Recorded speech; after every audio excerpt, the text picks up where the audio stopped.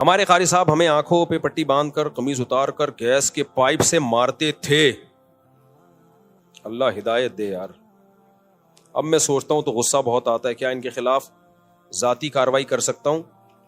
اپنے قاری صاحب کے خلاف فی الحال تو کارروائی نہ کریں, لیکن یہ تحقیق کریں ابھی بھی اگر وہ یہ کام کر رہے ہیں دوسرے بچوں کے ساتھ تو پھر ان بچوں کے ماں باپ کو بتائیں کہ ان کو سمجھائیں. نہیں سمجھاتے ایف آئی آر کٹائیں, ویڈیو بنا کے تھانے میں جا کے ایف آئی آر کٹائیں.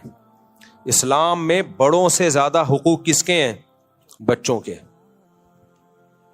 بچے کو صدقہ کرنے کی اجازت نہیں ہے, آپ اندازہ لگا لو, کیونکہ اس کا مال ذاتی مال ہے. آپ اس سے صدقہ نہیں کروا سکتے کیونکہ اس کا پیسہ ضائع ہو رہا ہے. شریعت کہہ دی ہے بالغ ہوگا, عقل ہوگی, پھر مانیں گے. ابھی اسی کے لیے رکھے جائیں یہ پیسے. تو مارنے کی کہاں سے اجازت ہو گئی میرے بھائی؟ اور درندوں کی طرح بعض قاری لوگ کوٹتے ہیں. تو اس لیے مجھ سے لوگ پوچھتے ہیں کہ قاری بچوں کو مار سکتا ہے؟ میں جواب میں کہتا ہوں اس زمانے میں مارنا تو دور کی بات, کسی قاری کو, استاذ کو, چھوٹے بچے کی بات کر رہا ہوں, مارنا دور کی بات, ہاتھ لگانے کی اجازت نہیں ہے. ہاتھ لگانے کی صرف سر پہ پیار کرے بس, سر پہ ہاتھ رکھے بس, باڈی کو بھی ٹچ کرنے کی اجازت نہیں ہے. یہ فساد کا دور ہے. تو کسی بھی مسجد میں, مدرسے میں, اسکول میں, کہیں بھی ایسا ہو رہا ہے کہ قاری صاحب بچے کو تھپڑ مار رہا ہے, ماں باپ بولے بھائی آپ کو ہم نے پرمیشن نہیں دی ہاتھ لگانے کی. اس زمانے میں ٹھیک ہے وہ اب فتویٰ لائیں گے, جائز ہے نا, میں ان فتووں میں نہیں پڑھ رہا, میں بات کر رہا ہوں کس کی؟ اس زمانے کی. قطعاً اجازت نہیں ہے کیونکہ اس کی کوئی لمٹ نہیں ہے. آپ نے ایک تھپڑ کی اجازت دے دی, وہ 2 4 10 کوٹتا ہے, وہ اپنی ٹھڑک ہاتھ پاؤں ٹوٹتے ہوئے دیکھے ہیں میں نے قاریوں کے ہاتھوں بچوں کے. ایک بچے سے میں ملا, سنتا ہی نہیں ہے, بڑا ہو گیا اب تو, شادی ہو گئی, اس کے بچے ہو گئے, سنتا ہی نہیں ہے. میں نے کہا کیا ہوا ہے, تم سماعت کیوں کمزور ہے؟ کہہ رہے ہیں قاری نے ایک تھپڑ مارا تھا اتنی زور سے کانوں کی سماعت چلی گئی. تو اس لیے سارے قاری ایسے نہیں ہوتے. ہم نے بھی قاریوں سے پڑھا ہے, اللہ کا شکر ہے کبھی نہیں تھپڑ مارا. میں نے جس مدرسے میں پڑھا ہے کبھی نہیں مار پڑی, صرف ایک دفعہ پڑی تھی. مجھے 8 سال میں ایک تھپڑ پڑا تھا, وہ تو اتنا تو حق بنتا ہے, وہ تو 2 4 پڑھتے تو ہمیں تو خوشی ہوتی تھی ہمارے استاذ ماریں, کیونکہ ہمارے استاذ اتنے نرم دل ہمیں ملے, اتنے پیارے پیارے سویٹ سے استاذ تھے کہ وہ تو ہمیں مارتے تو ہمیں خوشی ہوتی یار, کبھی اس سے تو فائدہ بھی تو ہوتا ہے نا. لیکن ایسے استاذ مارکیٹ میں بھی تو شارٹ چل رہے ہیں. تو مجھے ایک تھپڑ پڑا ہے, طالب علم مدرسے کی بات کر رہا ہوں, وہ استاذ بھی پٹھان. ہر سال میں نے اسے ان پٹھان ٹیچر جو بڑے سخت تھے, پورے دور حدیث تک انہوں نے ایک تھپڑ مارا, وہ بھی گردن پہ. وہ بھی کیسے مارا؟ دور حدیث کا پرچہ, دور حدیث نہیں, اس سے پہلے جو موقوف ہونے لگا ہوتا ہے. میں کیسے تیاری کر رہا ہوں, رات کو حاشیے دیکھ رہا ہوں, صبح پیپر ہے.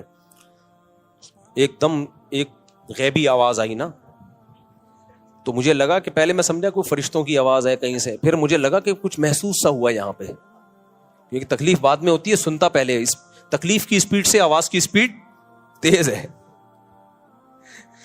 تو مجھے یہ بھی اندازہ ہو گیا اس دن کی تکلیف کی محسوس کرنے کی اسپیڈ سے جو آواز کی اسپیڈ ہے. دیکھو سائنسدان اسی طرح تو فارمولے نکالتے ہیں. تو میں نے دیکھا یہ ہوا کیا ہے, تو میرے استاذ کھڑے ہوئے تھے, انہوں نے گردن پہ رکھ کے لگایا. انہوں نے کہا پورے سال تمیز سے محنت کرتے نا تو اس وقت ہاتھ پاؤں پھولے بھی نہیں. ان کو دیکھا امتحان میں تو ہاتھ پاؤں, تو ہمیں ذرا بھی دل میں ہمیں تو خوشی ہوتی تھی یار, ہم تو ویسے کہاں سے بخشے جائیں گے بھائی, تھوڑا سا استاذوں سے پٹ جائیں تو شاید اللہ بخشش کر دے. تو ہمیں تو خوشی ہوئی, بس وہ ایک لگا تھا. اور ایک سزا مجھے ملی ہے دور حدیث میں. دور حدیث میں آدمی پورا مولانا بن چکا ہوتا ہے. وہ ہو یہ رہا تھا کہ ہم رات کو مطالعہ کرتے تھے, صبح کوئی طالب علم کتاب اٹھا کے کہیں اور رکھ دیتا تھا, وہ صفائی والا, وہ کتاب ہی نہیں ملتی تھی. 2 4 دفعہ ایسا ہوا سبق میں بیٹھے میں کتاب ہی نہیں ہے. وہ کتاب صفائی والا پتہ نہیں کہاں رکھ دیتا تھا. تو ہم 4 طالب علم تھے دور حدیث میں, چاروں کے پاس کتاب نہیں. تو ہمارے استاذ نے 2 دن 3 دن تنبیہ کی, اس کے بعد ہم چاروں کو مرغا بنا دیا. اچھے بڑے بڑے مرغے تھے, ہم چاروں بنے ہوئے مرغا. بس تھوڑی دیر بنائے رکھا, پھر ڈانٹا, بولا انسان کے بچے بنو, کتاب تو پھر ہم کتاب لا کے بیٹھتے تھے بس. اور ایک اور یاد آ گئی مجھے ایک سزا. وہ سزا یہ تھی کہ مجھے روزانہ میرا واش روم کا ٹائم اس وقت تھا جب کلاس شروع ہوتی تھی.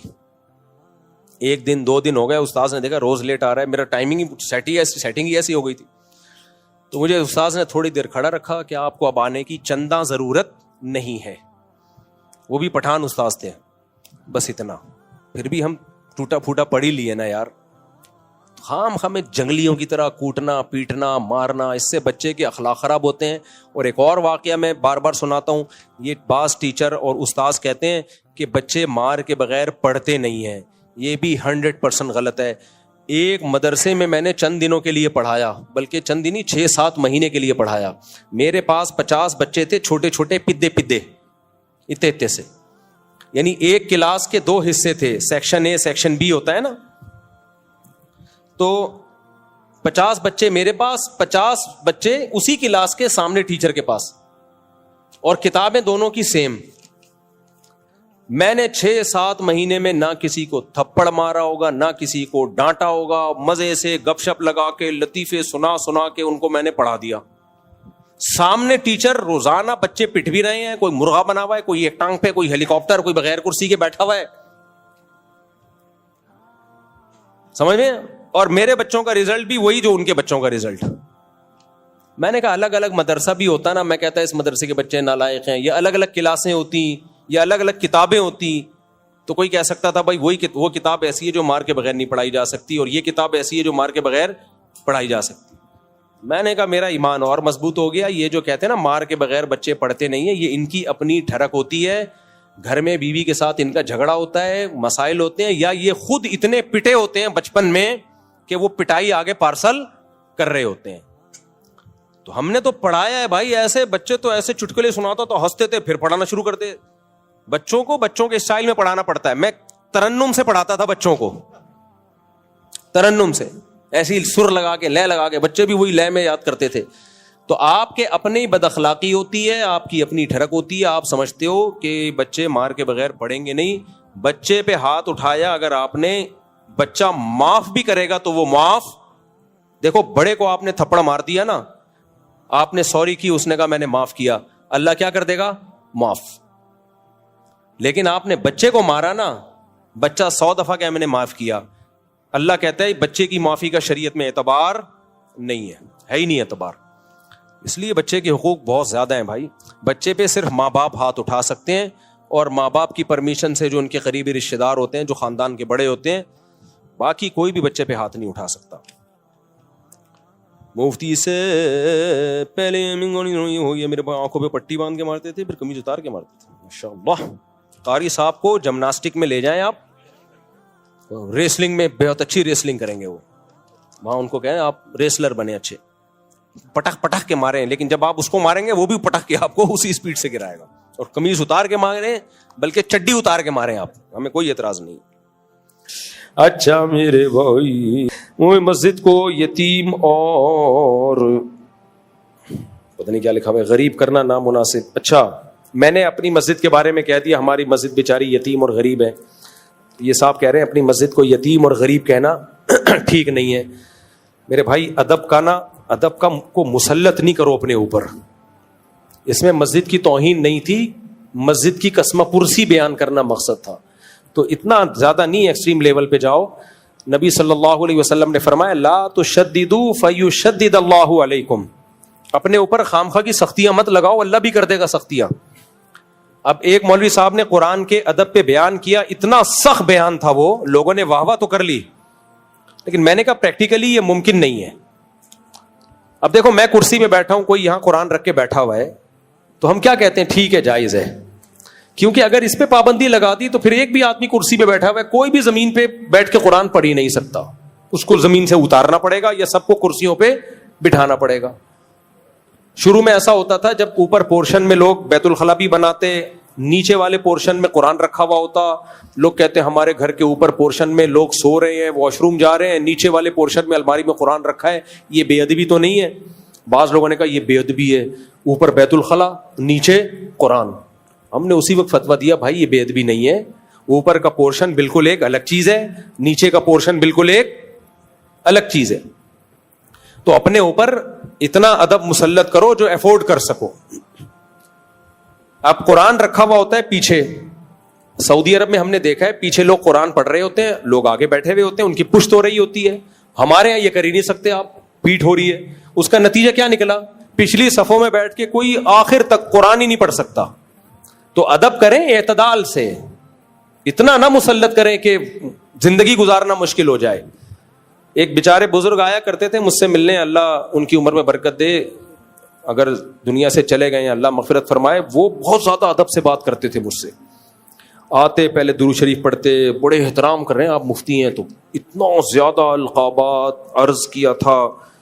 احقر کو گوناگوں مصروفیات کے باعث آپ سے ملاقات نہیں ہو پا رہی تھی, تو اب بڑے عرصہ دراز کے بعد آپ کا دیدار مبارک نصیب ہوا, تو کچھ گزارشات پیش خدمت ہیں. مجھے پسینے چھوڑ جاتے تھے. ایک دفعہ تو میں نے افورڈ کیا, دوبارہ وہ آ رہے ہوتے تھے میں راستہ بدل لیتا تھا کہ بھائی بہت مشکل کیس ہیں. ان پہ انڈیا کے تھے, کہیں لکھنؤ کے, تو وہ ویسے میں ان کا احترام کرتا تھا, بوڑھے ہیں, خیریت بیریت, لیکن جب کوئی بات پوچھنے آتے میری ٹانگیں کپ کپانا شروع.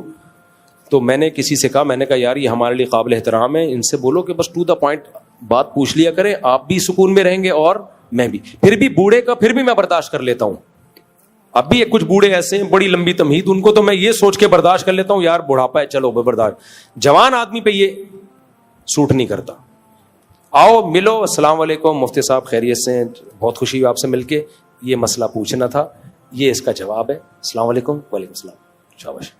تو یہ جو ادب بہت زیادہ مسلط ہوتا ہے, یہ عذاب جان بن جاتا ہے. کل ایک تقریب میں ہم تھے,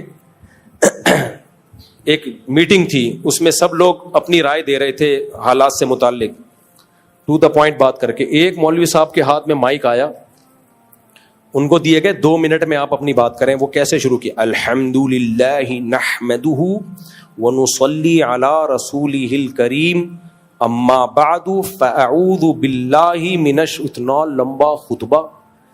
اس کے بعد پھر انہوں نے تجوید کے ساتھ, تمام حضرات کا میں دل سے شکر گزار ہوں, اللہ سے امید ہے آئندہ بھی ہم اسی طرح ملتے رہیں گے. میں نے ساتھی سے کہا مشکل کیس ہے, میں نے کونی ماری, میں نے کہا بھائی یہ بہت مشکل کیس ہے. میں نے کہا کوئی فارورڈ کا بٹن واٹس ایپ میں تو ہوتا ہے, آہستہ بول رہا ہے نا آپ, ڈبل اسپیڈ کر دو. میں نے کہا کوئی ایسا سافٹ ویئر بناؤ, سب سے پہلے میں خریدوں گا, جو اس طرح بول رہا ہوگا جا کے اس کے لگا دو. وہ کیا ہوا, 2 منٹ کی بات 20 منٹ میں کیے اور لوگ اٹھ کے جانے لگے. ابے ٹو دا پوائنٹ بات کرو, چلاؤ یار آگے. تو یہ جو ادب ہے, مسجد کو یہ بول دیا, مسجد کو غریب بول دیا, بھائی کوئی بے ادبی کی نیت سے نہیں بولا ہے, مسجد کی حالت بتانے کے لیے. تو اس میں کوئی زیادہ نہ مسلط کریں. یہ اور کیا گانے, یہ محبت ہو گئی کزن سے, اس کی عمر زیادہ, آپ 17 سال کے ہیں, جس سے محبت ہو شادی اسی سے کرو میرے بھائی, چاہے 90 سال کی کیوں نہ ہو. ہوتی نہیں ہے 90 سال کی سے, لیکن ایک مثال دے رہا ہوں میں. اگر آپ کی عمر 17 سال ہے, کزن کی عمر 35 سال ہے, آپ کو اچھی لگ رہی ہے, ٹرائی مارو ایسی کی تیسی. میں نے خود ایسی شادیاں کرائی ہیں ایسی شادیاں. ہمارے محلے میں ایک لڑکا تھا, لونڈا لپاڑا بالکل, بمشکل 17-18 سال کا ہوگا, ہینڈسم اسمارٹ تھا. انٹی تھیں 35-40 سال کی, کنواری تھیں, پسند آ گیا ان کو.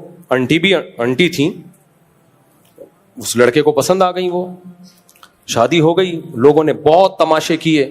آج ماشاءاللہ ان کے بچے ہیں, ابھی ملا مجھے پتہ نہیں 30-35 سال کے بعد, پرانا واقعہ ہے نا, ابھی تک ماشاءاللہ ہنسی خوش زندگی گزر رہی ہے, ان کے خاندان اچھا, بچے بھی ہو گئے.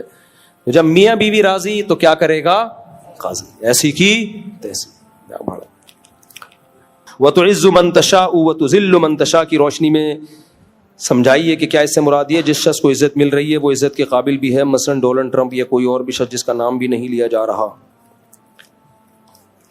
جس کو عزت مل رہی ہے وہ عزت کے قابل ہو یا نہ ہو. ہمارے ملک کو عزت مل رہی ہے, شخصیات کو نہیں دیکھا جاتا, اس کے پیچھے کنٹری کو دیکھا جاتا ہے. اگر آپ کا آرمی چیف سے اختلاف ہے, 100 دفعہ کریں آپ اختلاف, جیسے ہمارا جنرل مشرف سے اختلاف تھا, آپ 100 دفعہ کریں. لیکن ابھی جو آرمی چیف کو عزت مل رہی ہے تو چیف کی وجہ سے نہیں. ڈونلڈ ٹرمپ, عاصم منیر نہ ڈونلڈ ٹرمپ کا کوئی بہنوئی ہے نہ سالہ ہے, ابھی مل رہی ہے پاکستان کی وجہ سے. اگر آرمی چیف کوئی اور ہوتا تو بھی ملتی, مشرف ہوتا تو بھی ملتی, باجوہ ہوتا تو بھی ملتی. تو ایک آرمی چیف کو نہیں دیکھا جاتا, اس کے پیچھے کنٹری کو دیکھا جاتا ہے. تو اس لیے میں کہہ رہا ہوں کہ مثبت سوچنا سیکھو. اور ویسے بھی جب باجوہ تھا, جنرل باجوہ, تو یہ ہمارے سیاسی لیڈروں کی یہ مسئلہ ان کے ساتھ یہ ہے کہ جب فوج آپ کو فیور کر رہی ہو تو زندہ باد، وہ ہمارا باپ ہے. جب آپ کے اگینسٹ ہو تو یہی ملک کو کھانے والے بھی یہی ہیں، بنگلہ دیش توڑنے والے بھی یہی ہیں، بھٹو کو لٹکانے والے بھی یہی ہیں، سب کچھ یہی کر رہے ہیں. کل جو مسلم لیگی فوجیوں کے خلاف باتیں کر رہے تھے آج کر رہے ہیں؟ بولو نا. نہیں کر رہے. آج جو پی ٹی آئی والے فوج کے خلاف بول رہے ہیں کل بول رہے تھے. عمران خان کی تقریریں کہ آرمی چیف ہمارا باپ ہے. میں پھر بھی کہہ رہا ہوں فیور کرو، آپ 100 دفعہ فیور کرو، پی ٹی آئی کو بھی کرو، جے یو آئی کو بھی کرو، لیکن بھائی یہی سیاسی لیڈر یہ بھی تو پینترے بدلتے ہیں نا، یہ بھی تو پینترے بدلتے ہیں. تو ہم پینترا نہیں بدل رہے. ہماری ایک ہی دعوت ہے شروع سے، سب سے پہلے ہم نے کنٹری کو دیکھنا ہے. ہمیں باجوہ یہاں سے منیر سے لینا دینا کچھ بھی نہیں ہے، ہمیں کنٹری سے لینا دینا ہے. تو کنٹری کے مفاد میں کوئی کام ہوگا تو ہم فیور کریں گے، کنٹری کے اگینسٹ ہوگا تو ہم فیور نہیں کریں گے. جب اگینسٹ تھا تو ہم فیور نہیں. جنرل مشرف نے جو فضائی اڈے پاکستان کے امریکہ کے حوالے کیے 100% حرام اور ناجائز کام کیا. یہ اس وقت ہم نے ممبر پہ بیٹھ کے بولا کہ یہ غلط ہے، یہ جرم ہے، آپ کسی قوم پہ ظلم کرنے کے لیے اپنے ہوائی اڈے نہیں دے سکتے. تو جو کام غلط ہے اس کو غلط کہا جائے گا، لیکن اعتدال کا دامن. آپ کچھ کہہ رہے ہیں میرے بھائی؟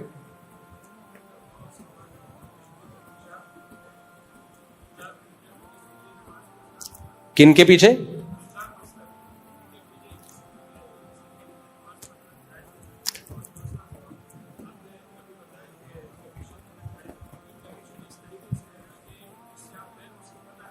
نہیں پھر جائز نہیں ہے ایسے کمیشن لینا کہ جس سے لے رہے ہو اس کو پتا نہیں ہے، وہیں سے کاٹ رہے ہو، پھر تو یہ دھوکہ ہے نا. اور پہلا کیا سوال تھا؟ سوری. ہاں، مسلک کسی دوسرے مسلک کے پیچھے نماز پڑھنا، جب تک کسی مسلک میں شرک یا کفر نہ ہو تو اس کے پیچھے نماز جائز ہے. ابھی ٹیلی ویژن کے ایک پروگرام میں قاری خلیل الرحمان بیٹھے ہوئے ہیں اور ساتھ میں وہ بیٹھے ہوئے ہیں جو بریلویوں کے ہیں نا، مفتی حنیف قریشی صاحب بیٹھے ہوئے ہیں، اور بھی 2-4 لوگ بیٹھے ہوئے ہیں. تو سوال پوچھنے والے نے پوچھا یہ حنفی لوگ امام کعبہ کے پیچھے نماز کیوں نہیں پڑھتے؟ یہ 2 نمبریاں بہت ہوتی ہیں ٹیلی ویژن میں. تو مفتی حنیف قریشی صاحب نے جواب دیا کہ حنفی لوگ امام حرم کے پیچھے اس لیے نماز نہیں پڑھتے کہ وہ شافعی بھی ہیں، بعض دفعہ ہمارے مسلک کے مطابق نماز نہیں ہو رہی ہوتی. بھائی یہ سوال ہی غلط ہے. حنفی لوگ امام کعبہ کے پیچھے نماز پڑھتے ہیں، چاہے وہ شافعی ہوں چاہے وہ حنبلی ہوں، کیونکہ ہم چاروں اماموں کو برحق سمجھتے ہیں. اب سعودی عرب میں جو امام کعبہ ہیں وہ حنبلی ہیں. ان کی تحریر میں نے خود پڑھی ہے کہ ہم فقہ حنبلی کو فالو کرتے ہیں. خود میں اس کا گواہ ہوں. انہوں نے ان پہ کسی نے اعتراض کیا تھا کہ آپ امام احمد بن حنبل کو کیوں فالو کرتے ہیں؟ انہوں نے کہا ہم اس لیے کہ وہ اہل سنت والجماعت کے امام ہیں، تو ہمارا حنبلی ہونا قابل فخر ہے کیونکہ ہم اہل سنت والجماعت کے امام کو فالو کر رہے ہیں. میں نے خود تحریر پڑھی ہے. تو ہم ان کے پیچھے نماز پڑھتے ہیں، یہ سوال ہی غلط ہے. تو قاری خلیل الرحمان نے پھر کہا کہ یہ ایسا کرتے ہیں. پھر مفتی حنیف قریشی صاحب نے جواب دیا ہم اس لیے نہیں پڑھتے. تو بریلوی حضرات نہیں پڑھتے، جو ان کا ہی کرائے ہے. لیکن یہ کہنا کہ حنفی نہیں پڑھتے یہ غلط ہے. خود صرف بریلوی نہیں پڑھتے، وہ نہیں پڑھے، ان کی مرضی، ان کے پاس کیا لاجک ہے. اس لیے نہیں پڑھتے کہ وہ شافعی ہیں، ہمارے مسلک کے حساب سے نماز صحیح نہیں پڑھ رہے، کیا کر رہے. لیکن ایسا ہمارا فتویٰ نہیں ہے. دنیا بھر میں حنفی صرف پاکستان میں نہیں ہے، ترکی سارا حنفی ہے، افغانستان سارا حنفی. امام بخاری کا وطن بخارا، وہ سارا کیا ہے؟ میں تو خود گیا ہوں وہاں، جا کے میں نے دیکھا ہے، وہ بھی حنفی ہے. تو دنیا میں 50% سے زیادہ تو مسلمان حنفی ہیں. وہ سارے امام کعبہ کے پیچھے نماز پڑھتے ہیں، نماز پڑھنے کو جائز قرار دیتے ہیں. بلکہ ہم تو یہاں تک براڈ مائنڈیڈ ہیں کہ احناف کی رائے میں 1 رکعت وتر جائز نہیں ہے الگ سے. اس پہ کیا دلائل ہے میں انشاءاللہ ریکارڈ کرواؤں گا. لیکن پھر بھی ہم حرم میں کہتے ہیں کہ ان کے پیچھے 1 رکعت بھی پڑھ لو، چھوڑ دو اپنا مسلک. کیوں بھائی؟ امام حرم ہے تو کوئی بات نہیں، آپ اس میں فقہ حنبلی کو یا فقہ شافعی کو فالو کر لو. دلائل تو دونوں طرف ہیں. اجتماعیت کی خاطر کیا کرو، 1 رکعت وتر میں بھی آپ حرم میں جا کے، کہیں اور نہیں، حرم میں آپ 1 رکعت وتر بھی ان کے پیچھے پڑھ لو. تو ٹی وی میں جو پروگرام ہے اس سے یہ میسج گیا ہے کہ گویا حنفی امام کعبہ کے پیچھے نماز نہیں پڑھتے. تو سوال کرنے والے نے بھی بددیانتی کی ہے. اور قاری خلیل الرحمان صاحب کو کہنا چاہیے تھا کہ حنفی پڑھتے ہیں، لیکن قاری خلیل الرحمان صاحب کو بھی نا، خلیل الرحمان ہی نام ہے نا، ایک تو میں نام غلط لے رہا ہوتا ہوں، ان کو بھی احناف کی حمایت کرتے ہوئے موت آتی ہے. پتا ہوتا ہے یہاں حناف درست ہیں, لیکن وہ مجال ہے, کوئی طنز جتنے بھی ہوں گے, جہاں کوئی طنز کا موقع ملے گا تو کریں گے, طنز کا موقع ملے گا تو کریں گے. تو فرقواریت تو آپ خود پھیلا رہے ہو. تو ان کو چاہیے تھا, بولتے بھائی 99% حنفی امام کعبہ کے پیچھے نماز پڑھتے ہیں, ٹھیک ہے, مفتی حنیف قریشی صاحب نہیں پڑھتے ہوں گے, ان کی میرے مقصد کسی پہ طنز نہیں ہے, ان کی اپنی ایک رائے ہوگی, لیکن یہ الزام لگانا کہ سارے حنفی نہیں پڑھتے غلط ہے, پڑھتے ہیں. السلام علیکم مفتی صاحب. جی, یہ بالکل ایسے ہی الزام ہے جیسے عدالتی خلا پہ لگا دیا کہ یہ حنفیوں کی رائے کہ خلا نہیں ہوتا. بھائی سب کی رائے خلا نہیں ہوتا, تو جس کو جو ٹھڑک نکالنی ہوتی ہے حنفیوں کا نام لے کے رگڑ دیتا ہے اس کو. السلام علیکم مفتی صاحب, میرا سوال یہ ہے کہ جو لڑکے جو پیٹرول پمپ پہ کام کرتے ہیں نا, جی, ان کو جو تنخواہ دی جاتی ہے وہ کیا حرام ہوتی ہے یا حلال ہوتی ہے؟ لڑکے جو پیٹرول پمپ پہ کام کرتے ہیں ان کی تنخواہ حرام کیوں ہوگی, حلال ہے. وہ جو پیٹرول کم کرتے ہیں نا, ان سے تو جو لڑکے کام کیا کر رہے ہیں پیٹرول پمپ پہ, جو پیٹرول کم ہوتا ہے نا ان سے تو لڑکوں کا کوئی واسطہ نہیں ہوتا, وہ تو اندر آفس سے ہوتا ہے. بس اگر ناجائز کام کر رہے ہیں, پیٹرول بچا رہے ہیں اور بل صحیح نہیں بنا رہے تو پھر ناجائز ہے.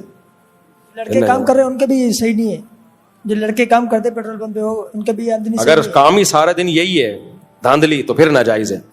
کام دیکھا جاتا ہے, زیادہ کام کیا ہے, زیادہ کام جائز ہے تو تنخواہ کو جائز سمجھا جائے گا, اور ہمارے لیے ان سے ڈیلنگ حلال ہوگی, اور جو حرام ہے جتنا اس کو صدقہ کرنا پڑے گا, اور سارا ہی کام دھاندلی پر مشتمل ہے پھر جائز نہیں ہے. اسلام میں غیرت کے نام پہ قتل کی کیا ہے؟ باپ بھائی شور یا کسی اختیار ہے. فرانس میں جس کو کرائم آف قانون کہا جاتا ہے, مثلا کوئی شوہر اپنی بیوی کو رنگے ہاتھوں بدکاری کرتے ہوئے دیکھ لے اور پھر جذبات میں سے قتل کر دے تو اس قتل کی نہیں. میرے بھائی قتل چند چیزوں کے علاوہ کسی اور چیز پہ جائز نہیں ہے. قتل جو ہے قصاصاً قتل کیا جائے گا کہ وہ قاتل ہے. کوئی دین کو چھوڑ دے, مذہب کو چھوڑ دے تو حکومت قتل کرے گی اس کو, مرتد ہو جائے نا. کوئی شادی شدہ زنا کرے تو اس کو قتل کیا جائے گا, مگر کون قتل کرے گا اس کو؟ حکومت قتل کرے گی. یہ جو خود سے غیرت کے نام پہ قتل, ادھر مار دیا ادھر مار دیا, اس سے سوسائٹی میں فساد پھیلتا ہے, فائدہ نہیں ہوتا اس سے, یہ جائز نہیں ہے. ہاں فسادی کو بھی قتل کرنا جائز ہے, جو سوسائٹی میں فساد پھیلا رہا ہو بڑے درجے کا, لیکن یہ فیصلہ بھی کون کرے گا؟ ہر آدمی کو تھوڑی اس کی اتھارٹی ہے. ایسے تو ہر آدمی جو ہے, ابھی دیکھو ٹک ٹاکر لڑکی کو کسی نے جا کے مار دیا, وہ ٹک ٹاک پہ آنا بھی اس کا غلط تھا, لیکن اس کا قتل جائز نہیں تھا اس بیس پہ. ایک غلطی کو ٹھیک کرنے کے لیے اس سے بڑی غلطی کر لینا کہاں سے جائز ہو گیا؟ کافی ہے میرا خیال ہے, جان چھوڑ دو میری.